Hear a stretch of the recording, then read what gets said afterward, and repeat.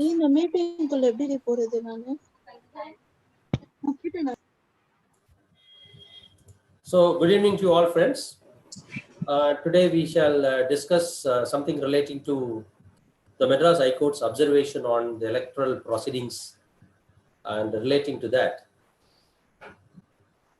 You must be knowing that couple of days back the Madras High Court had observed that Election Commission in conducting the electoral process in Tamil Nadu has to be held solely responsible for the spread of second wave of COVID-19 in Tamil Nadu, and the judges have gone to the extent of observing that why should not a murder case be registered against the Election Commission for the violation of the COVID protocols which the Election Commission had permitted.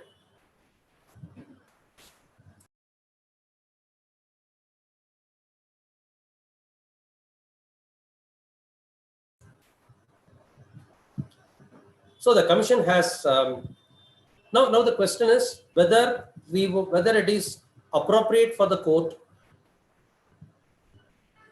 to make such an admonishment against the Election Commission, and can the Election Commission be held solely accountable and responsible for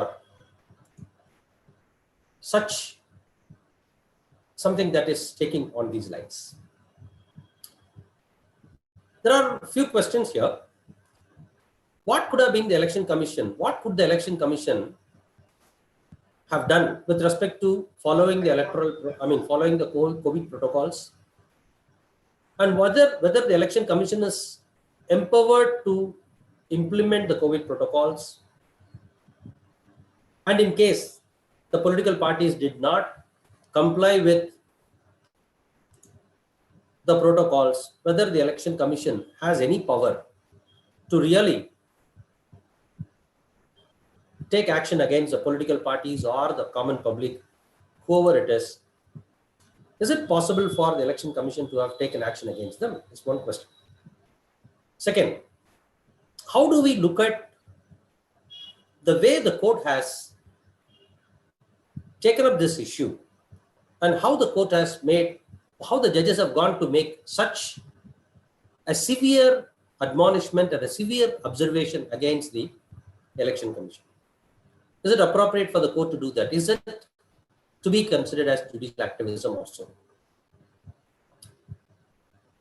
And there is another question comes with respect to the judicial observation, is the fairness question.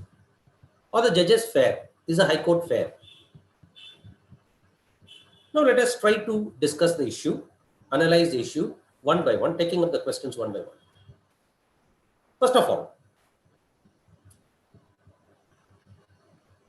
what were the COVID protocols, and whether the COVID protocols were prescribed? If you look at the electoral process in respect of the elections held in Tamil Nadu, the state of Kerala, the state of West Bengal, to a larger extent, the election was a planned one, and the Election Commission had made certain plans as well. They have restricted the number of vehicles. They have restricted the number of persons who will be accompanying a candidate when it comes to filing of nominations. And in every electoral voting booth, and this time they have extended the number of postal ballots, particularly people who are above 80 years, they were permitted to cast their vote through postal ballot. The differently abled people were allowed to cast their votes by postal ballot. And in states like Kerala and also in Tamil Nadu, the number of polling booths were almost doubled. Meaning in every electoral booth, in order to prevent the crowding of people, they have increased the number of booths. As a result of which, normally in case in one particular booth, there used to be 100 voters who can come and vote. This time, the number of voters who were permitted to vote in a particular booth was only 50, which means they have dissipated the crowd. They have dissipated the crowd, and they have prevented the crowding of the polling booths. And on the day of election, in the polling booths, polythene gloves were distributed. Those who did not come with a mask were not either permitted into the polling booths, or the election commission itself was supplying the 3-ply masks, medical surgical masks, and there were soap solutions placed, sanitizers placed, and immediately after the sanitizer, immediately after the polling also, the hand sanitizers were supplied to the voters. Same way, the counting centers have also been almost doubled. Instead of having 100 counters, the election commission has decided to have 200 counters with respect to counting centers as well, so that even in the counting centers, the COVID protocol will be followed. The one area where the COVID protocols were not upheld or violated was during the campaign. Yes, with respect to campaign, the election commission could have been little more stronger. The election commission could have given very clear instructions to the returning officers, who happen to be the DMs, the district magistrates, and they could have instructed the magistrates to ensure that the COVID protocols are followed. Yes, there were regulations placed. The political parties were instructed not to go in mass. They were instructed to go for preferably to door-to-door campaign rather than mass processions. But unfortunately, if you see in the states like West Bengal and all, even the Prime Minister and the Home Minister was out there. When the top political brasses are out there in the processions, in the electoral campaign, it is understandable otherwise, but the election commission must have instructed in the later half, yes, the election commission instructed that no campaign, no mass processions be permitted, as a result of which the mass campaign or the mass processions were cancelled, suspended. But at the same time, during the peak of the electoral campaign, especially in the state of Tamil Nadu, that kind of instruction was not given. And we all know that during the election campaign, the COVID protocols were flouted completely. And there were no, we can find mass processions, mass meetings taking place, and in most of the cases, we did not even find people wearing the face mask. Forget about other aspects. Supplying hand sanitizers or supplying hand gloves or other things are not possible. It is impossible. But the basic minimum every individual could have followed is to wear a face mask. But unfortunately, we found that we were also a witness to that. Fine, what can be done? What could have been done? Let us first discuss about what the Election Commission could have done, what it must have done. See, during the time of election, if you look at the Constitution says, Article 324 of the Constitution clearly mandates that it is the duty and responsibility of the Election Commission to do every possible thing for the conduct of free and fair elections. So Article 324 is a plenipotential provision which can be interpreted by the Election Commission to assume to itself every authority to enforce every law in force in order to conduct a free and fair election. Until 2021, the free and fair election was more viewed from the perspective of law and order issues and other similar such issues. But with the pandemic situation, a free and fair election also includes the health protocol, namely the COVID protocol. For the COVID protocol, or to manage the COVID situation, we have invoked the Disaster Management Act of 2005 as well as the Epidemics Act of 1897, under which the instruction is very, very clear. In case any person is found not to follow the COVID protocols, then it could be considered as an attempt to murder, and so it will be registered as an IPC offense. That was the very fundamental question. That was a very fundamental issue.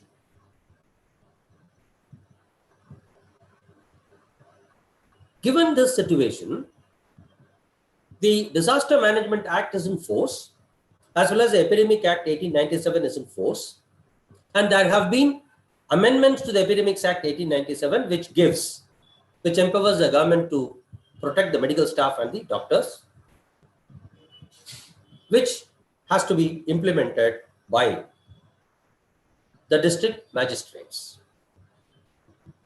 And the Constitution also makes it an obligation to the governors of the state, as well as the President of India, to ensure that the Election Commission will get every resource in order to conduct the elections in a free and fair manner.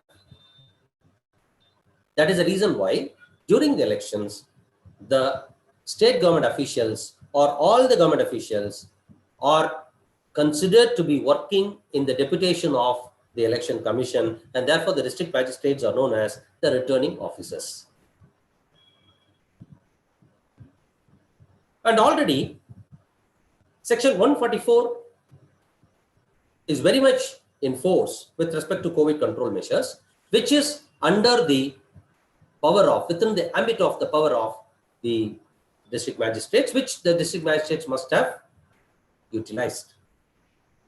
And if the district magistrates did not do that, the Election Commission must have instructed the district magistrates very, very clearly that they must exercise their powers in order to ensure that the COVID protocols are not violated, and that election campaign or any of the electoral processes must not become a reason for the spread of COVID in the near future. So this is what is very importantly to be noted, what the Election Commission had failed, if at all it had failed to do.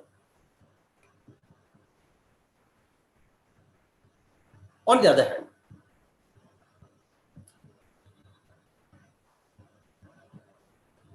the Election Commission could not have enforced this due to certain reasons. See, whatever the law says, whatever the power that the Election Commission is exercising, it has to be respected, and the law has to be respected by the political parties, which the political parties have given as an undertaking as part of the Model Code of Conduct. The date on which the election is declared, election dates are announced, the Model Code of Conduct comes into the force, and it is the responsibility of every political party to abide by the Model Code of Conduct, to comply with the Model Code of Conduct, irrespective of whether the Election Commission is empowered or not. None of the political parties have complied with the Model Code of Conduct.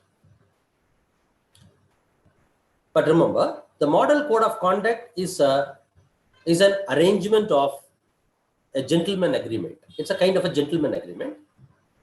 It does not have any statutory backing. It is not a law that can be enforced by any court of law or any authority for that matter. It was a code of conduct that was evolved by the political parties in the all-party conference, and which has been submitted to the Election Commission, and the Election Commission takes this undertakes this, or election commission has accepted this to be a code of conduct which voluntarily the political parties have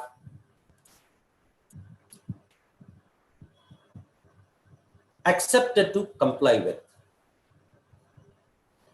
So when the model code of conduct is violated, when the model code of conduct is not complied with, to be precise, the election commission does not have any power to enforce the model code of conduct, because it cannot be enforced by a court of law, or election commission is not empowered to implement or punish people for not complying with the model code of conduct.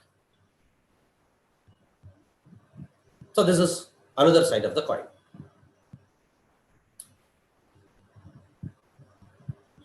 The third view is, when it comes to a marriage party, the DM, there is a video that's going viral in the social media where the district magistrate in Agartala getting into the wedding hall, evicting people from that hall, and even he issued suspensions to police officials. If a district magistrate can enter into such a private function, why did not the district magistrates elsewhere have the guts or power to call a spade spade when it comes to the elections, particularly to the political parties? Now, towards this, the election commission is admonished.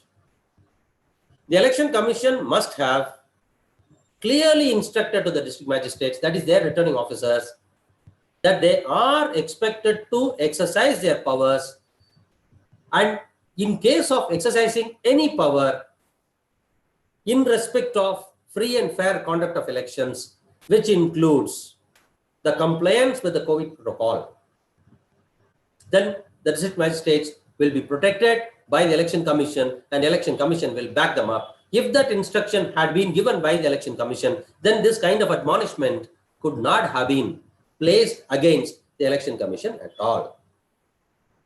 Unfortunately, the election commission did not do that. Clear? Now there is another counter view. Election commission is a body which is a constitutional body, but does not have as much independence as a court of law, Supreme Court or High Court in India. The election commissioners, including the chief election commissioners, are appointed by the president. Only with respect to the chief election commissioner, the removal is on the like manner, on the like grounds, and in the like manner as a judge of High Court or judge of Supreme Court. But with respect to other election commissioners, it is just on the basis of the recommendation of the CEC. And the Constitution does not list out any kind of measures that could add on to the independence of the commission. Even the salaries and allowances of the election commissioners are not a charged expenditure. So the election commission is not an independent body, and therefore the election commission remains to be a paper tiger, which is toothless organization. This is a criticism placed against the election commission, as well as indirectly against the constitution provisions relating to elections. And election commission does not have its own staff, and it has to depend on the state governments for staff to conduct the elections. The officials of the state government who are working with the election commission during the elections on a deputation largely remain state government officials, because until the election process is over, they will be in the deputation of election commission. But once the election process is over and a political party wins the majority support and claims power, sits in power, for the next 5 years, these officials have to work with those government. So there is a reluctance, there is a hesitation on the part of the officials of the state to take any measure that could earn the wrath of the political party that is likely to come to power after the elections. This is an open secret that everybody knows. And in public administration, we call it as a limited spoil system that is being practiced in a democracy. In India, after every general election of the state, as well as the general election to the Lok Sabha, after every election, when a new political party comes to power, it is not uncommon for mass transfers of the officials. This is called as a limited amount of spoil system that is being practiced in India. Given this, this is an indicator. The limited kind of spoil system is an indicator which actually makes the officials to think otherwise. Why to unnecessarily earn the wrath of the political party that is likely to come to power, and so they remain quiet. This is a very practical issue. Now, this can bring me to a level where some of you may ask me a question: that is it ethical on the part of the officials? Is it ethical on the part of the civil servants? Is not the civil service neutrality being threatened? Is being undermined in this respect? You can. This question may linger in your mind. Yes. The civil services neutrality is affected by this behavior, no doubt. However, we have to accept the practical or the pragmatic approach of the reality. The reality is that they have to work with the state political party or the party that comes to power after the election, which is inevitable.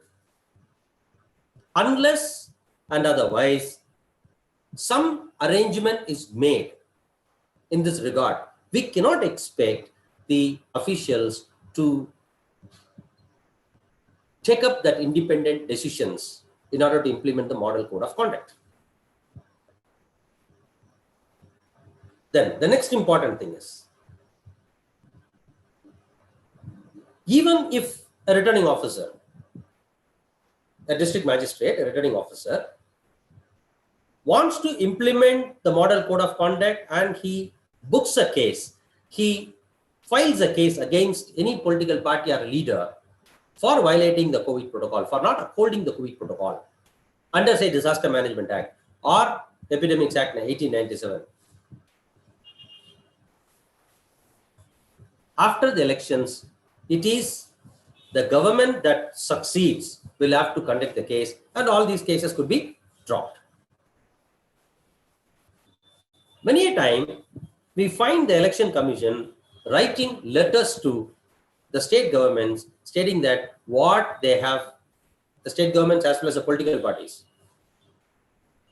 stating that what they have done is inappropriate and it is not up to the, it is below the dignity of the office, etc. And even the Election Commission is not strong enough to take action against the political parties. And how can we expect the district magistrates and others who are going to be at the mercy of the state government after the elections to act against the party that is likely to come to power?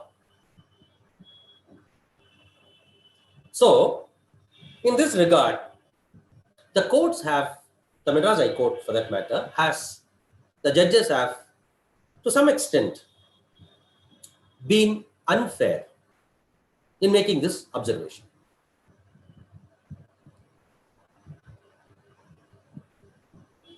On another count, if you look at from the another count, irrespective of whether the model code of conduct is in force or irrespective of whether election is round or not, the routine matters are to be under the control of the governor as well as the departments under the governor. Because it is the governor who is empowered by the constitution to make rules for the more convenient transaction of the business of the state. And he can either And he has the powers, and he creates the authorities, the departments, and appoints officials to implement his power. So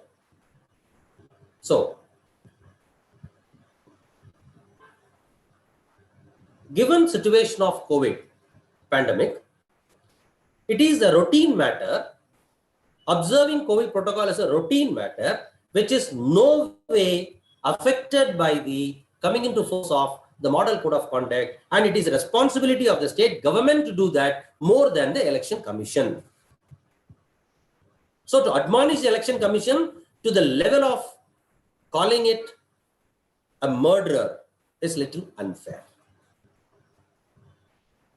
It's a little unfair because it's the role of the state government. The state government must have done that. And in state of Tamil Nadu, during when the election is conducted, the government has not resigned. The Council of Ministers have not resigned, and therefore they were a full-fledged Council of Ministers.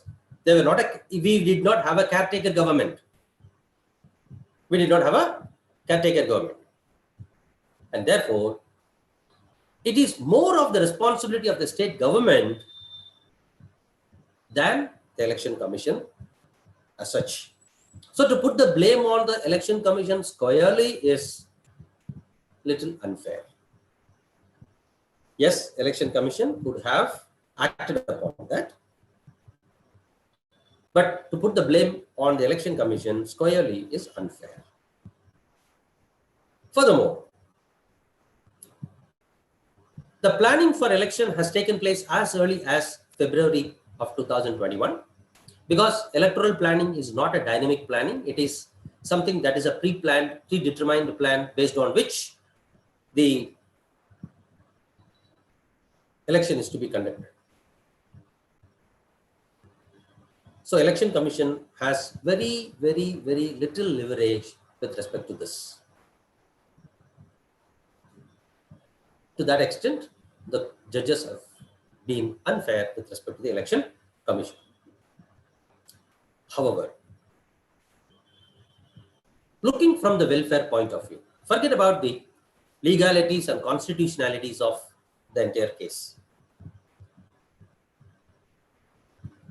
Whether it is from the welfare point of view, from the people's perspective, from the people's point of view,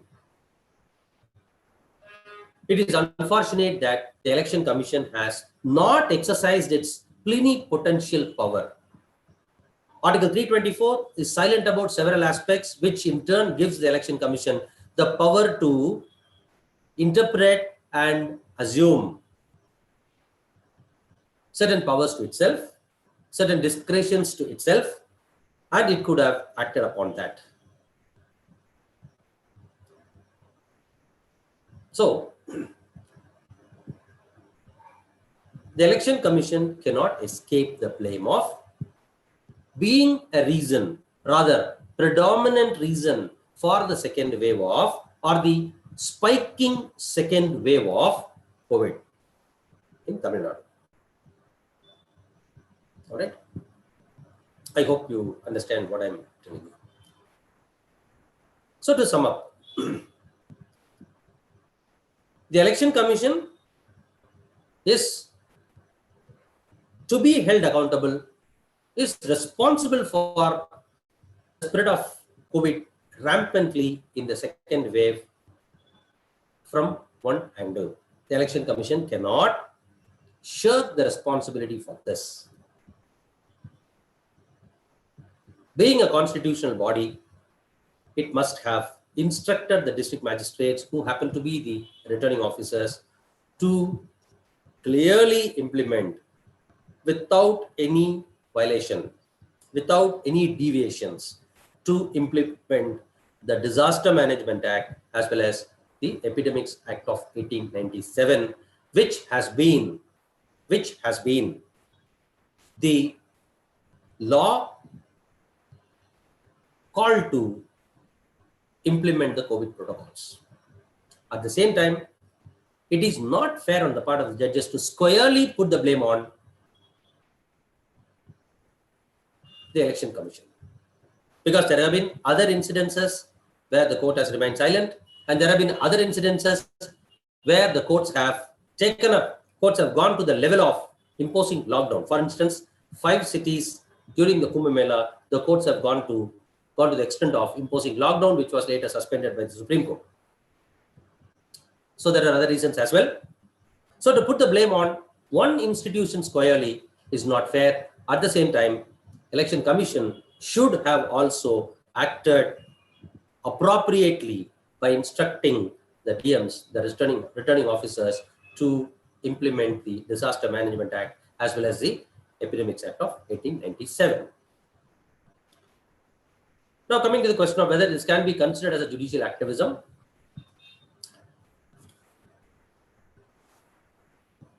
See, when it comes to judicial activism, or when it comes to judicial review or judiciary, this being an observation, we need not jump to the conclusion that this is judicial activism, kind of. Since it is an observation, we can call it as obiter dictum. And it is altogether different ball game. What is obiter dictum and how it is related to judicial activism, and how judicial review and judicial activism are related. Let us discuss in future. I would be coming out to you under the GIA's potential builder exercise, wherein I shall be discussing to you issues like this, which are more pertinent to the mains as well as interview. Keep following this channel. I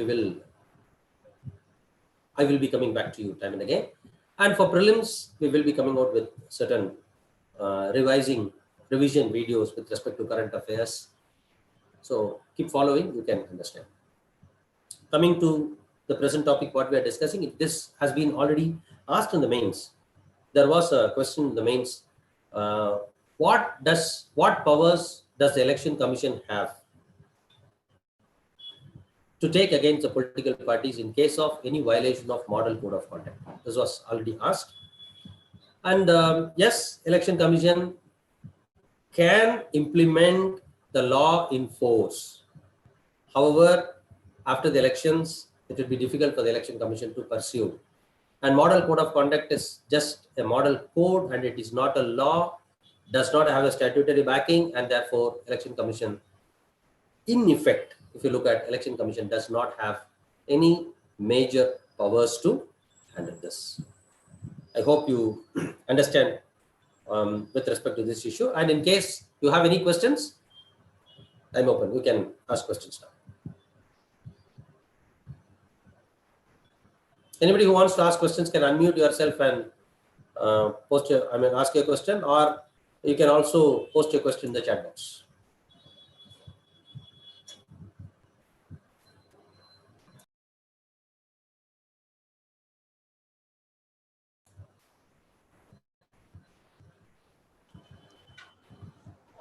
Good evening, sir. Yeah, good evening, Sharan. Please. So this is Sharan, sir. I'm from Tamil Nadu, Tanjavur district.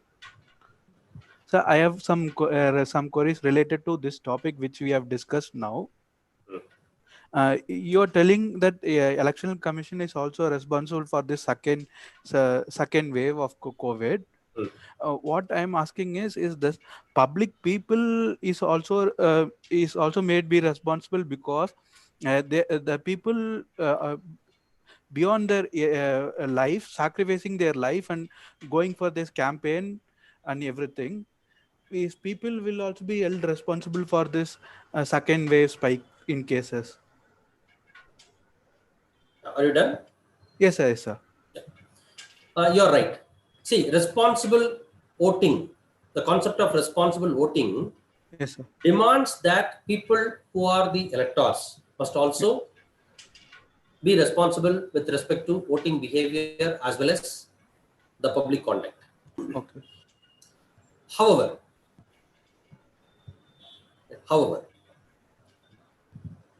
the constitutional bodies as well as the leaders, see, people may be driven more by their self-interest, their curiosity and their inquisitiveness, And so it is a responsibility of the authority. So what is the role of the state? The state has to play the role of a father. At times, the state has to hold the hands of the people and put them into the right track. On the other hand, the state has to also give them clear-cut instructions whenever they are what is to be followed. And when the instructions are given and when they are not following, the state has been empowered to impose certain sanctions. The state has to penalize them. Unfortunately, in this regard, the Election Commission has failed. All right. And when the Election Commission instructed people with respect to postal ballot or with respect to sanitation or with respect to wearing a gloves or mask, people did follow. So it has to be the leading. It has to be the leadership role what the state and its apparatus are expected to play. And we cannot if you really look into the responsibility, then everybody is responsible. People are responsible, political parties are responsible, then the Election Commission is responsible, and state is also responsible. So to squarely putting across or to squarely blame any one institution is not correct. Right? Everybody is responsible in this regard. I have another one query, sir. Yeah. So, regarding the judiciary, I think, do you think judiciary also failed in the process, because this judiciary as playing this judicial activism only after the election processes? I think it should have been taken up, this issue during the campaign, like that. Yeah, it could have been. It could have been, but in this case, the court was moved by one of the candidates as well as the sitting minister, Mr. Vijay Bhaskar. So the court was moved. So in fact, in India, the courts don't have the power to take up cases suo moto, although there are instances in which the courts have taken cases suo moto. That is why we call it as judicial activism.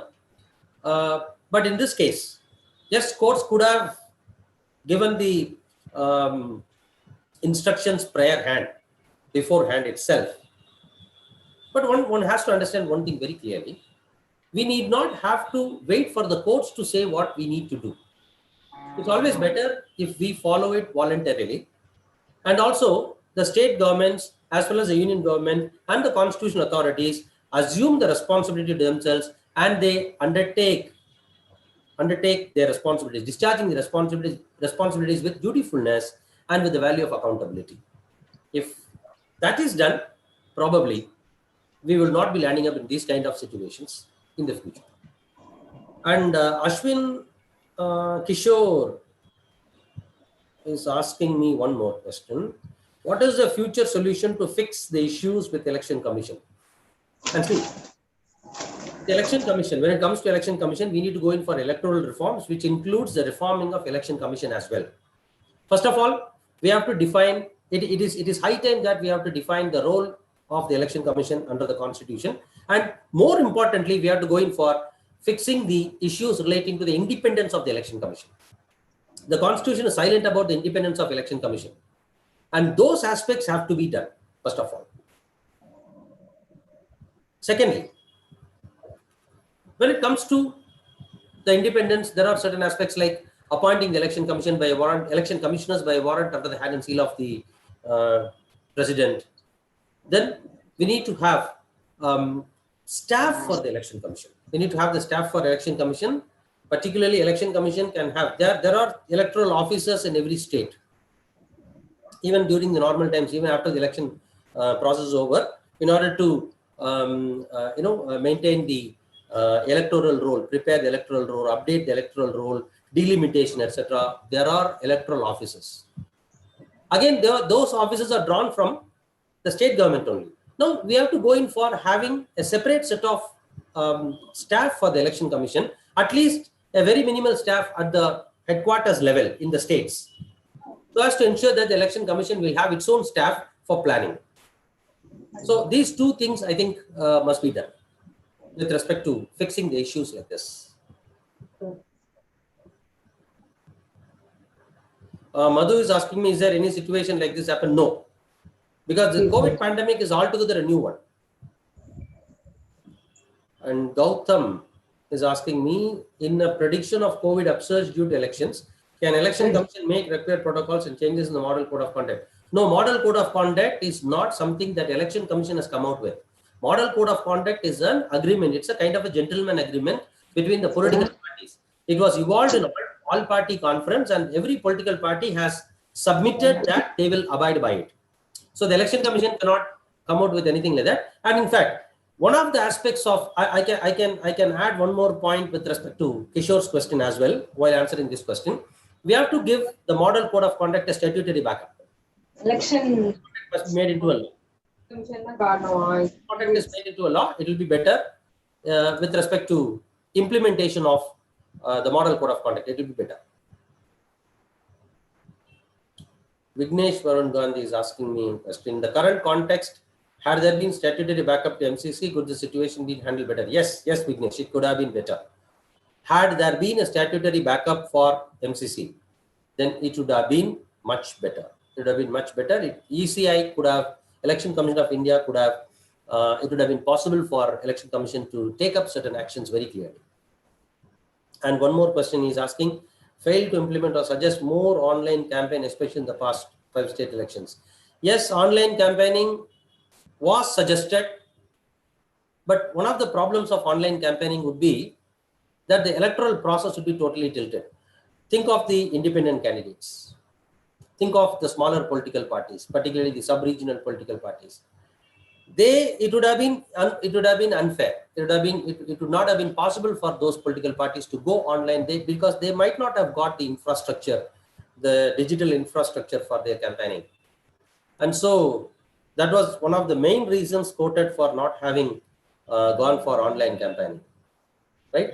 And online campaigning is more over tilted towards the political parties. Today, much bigger political parties we know political parties have been engaging corporates for creating online campaigning, not just during elections, but much ahead of the elections itself, right?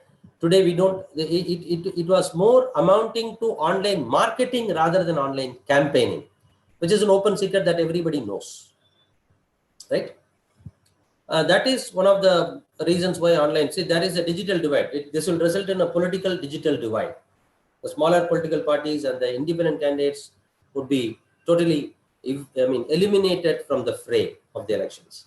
But however, considering the COVID kind of situation, we could have planned for online campaigning, and the Election Commission could have increased the slots. Already we have certain other modes like slots being allocated in Doordarshan, slots being allocated in All India Radio. Now, Election Commission could have thought innovatively. Instead of not only having DD or All India Radio, they could have even requested the private TV channels, the news channels, to give certain slots for online campaigning under the corporate social responsibility concept, right? For digital campaigning. They could have done that. I don't know why they have not done that. Probably they could have done that, and in future, in case of any such pandemic situation rises up, it can be considered. What if the political party, considering the current situation, valuing human lives ahead, could the Election Commission possibly held the elections in future? Prevention is better than cure. Yeah.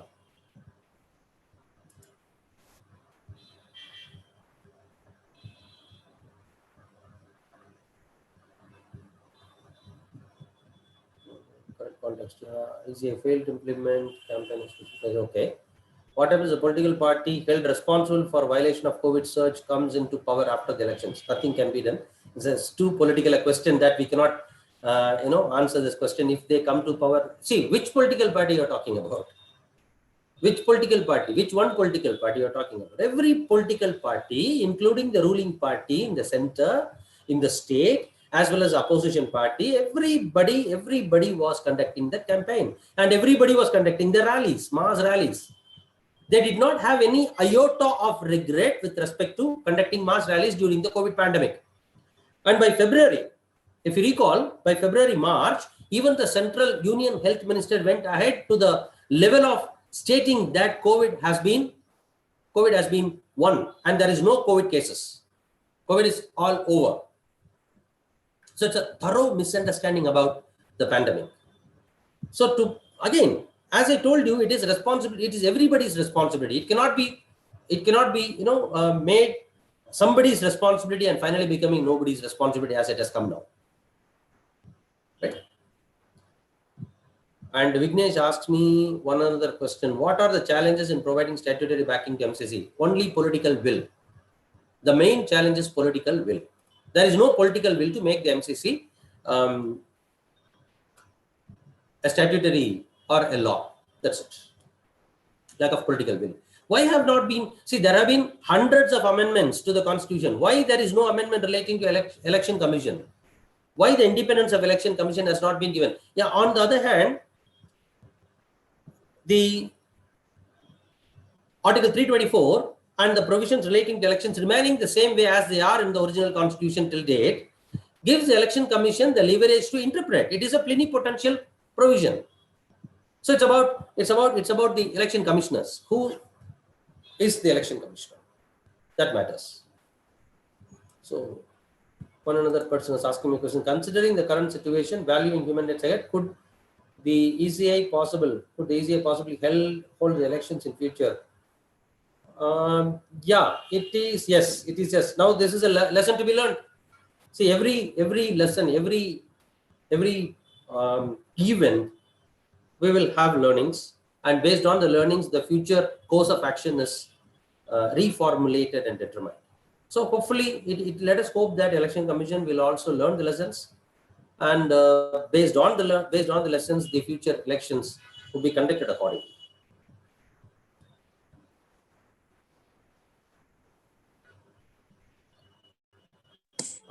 I think I have answered all of your questions, and hope. Sir? Yeah, please.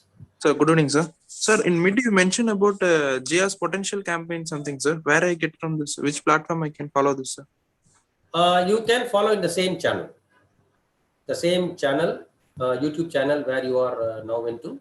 You can follow the Ganesh IAS .Chennai channel. You can follow the same. From May 1st onwards, we are going to start for the prelims. So you can watch those videos in the same channel, Ganesh IAS channel, then on the YouTube. Okay, sir. Thank you, sir. And you can subscribe so that you will get notifications as well. Sure, sir. Hello, sir. Good evening. Yeah, please. Adil Raghuram. So I have a few questions. We all know this pandemic, sir, but I feel like the election commission did not do any strict reforms on the political parties during this pandemic, sir. Now they are putting a fine for 200 or something for not wearing a mask. If they had implemented this same thing to the election parties, that is the political parties during campaign, we could have actually collected more funds, as well as they could have stopped the spread to the minimal level, sir. Why it is always we react too late, sir? After everybody spreaded it, and they now asking me to wear mask. I can understand wearing mask is fine, but why didn't the election commission did not impose on the political parties before? We all knew it is spreading, and every administrative officers, what were they doing particular times, sir? Everybody saw that they are not maintaining social distance. Nothing was followed, and still, why were there no strict actions taken at that time? So that is my consideration. And seeing all the lives lost, I feel they were focusing on elections, and they lost the grip on the medical things like the oxygen. Now we see they could have focused on that. Considering health, we could have completed our major task now, and later focused on election. Maybe even next couple of months after that. Now again we are back to the same normal. So is it the failure of the administrative offices there? I feel personally, or is there any political influence? They have to finish the election like that. Yeah, three things you're asking, Raghuram. One is why not the election commission implement? Second is why we should not have imposed a fine. It would have given us some revenue. And third, is there any political interference? Yeah, your first question I already answered. Yes, it was a failure of the election commission. The district magistrates, who happen to be the returning officers, they are empowered to implement the law as such, and whatever law that is in force, they have to implement, and whatever law that is in force which is required for conduct of free and fair elections, they must implement. And this epidemic act 1897 as well as the Disaster Management Act 2005, both are in force and they must have implemented it where the Election Commission had failed. However, my point of contention was to squarely put the blame on the Election Commission to the extent of calling it as a murderer is unfair. But there is a failure on the part of the Election Commission, no doubt about it. Election Commission must have done that. The returning officers who happen to be the DMs, the district magistrates who are responsible for implementing the law. And they can invoke any law, they can invoke any provision of any law for the free and fair conduct of elections. And that is the reason why they have been deputed to the Election Commission. And the Election Commission must have given them a very clear instruction about what to do and what not to do with respect to this, particularly when it comes to the serious condition of the COVID, which is a global pandemic. So that way, there the Election Commission has failed, no doubt about it. Secondly, to impose fine, yes, they could have imposed a fine, but fine cannot be a source of revenue. Right? Fine cannot be a source of revenue because that will actually result in a kind of a negative consequence. Either it lead to corruption or it is a negative source of revenue. So it gives a sort of comfort zone to people. Pay 200 rupees fine, go scot-free. So it's more of fine is a retributive, punishment is retributive and reformative. The punishment has to be retributive, reformative and preventive. So fine, yes, they could have implemented, but to consider fine as a source of revenue is inappropriate. And with respect to political interference, I don't see any direct political interference, but there is a fear, which I had already explained to you. After the elections, see, Election Commission draws the officers from the state government only. And after the elections, they are supposed to, the Election Commission will go, but the officers will have to work under the state. So there is a sort of a mental block, and there is a sort of kind of known face, a kind of a favoritism, right? A kind of a favoritism prevalent in the minds of the officers. So if I can call that as political interference, yes. But the kind of political interference with the typical political interference, I don't see anything of that sort as far as the election is concerned. I think I've answered. Thank you, sir. Thank you, sir. Thank you so much. Yeah, and I think this is useful. This discussion could have been much useful to you as well, particularly those who are writing mains as well as sitting in the interview.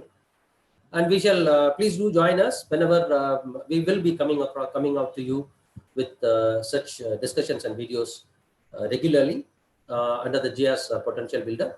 And please do subscribe to this channel. And from May 1st onwards, we will be coming out with the revision of current affairs for the prelims, and you can join that. And thank you very much. Thank you all for your patience to listen and joining us. Thank you very much.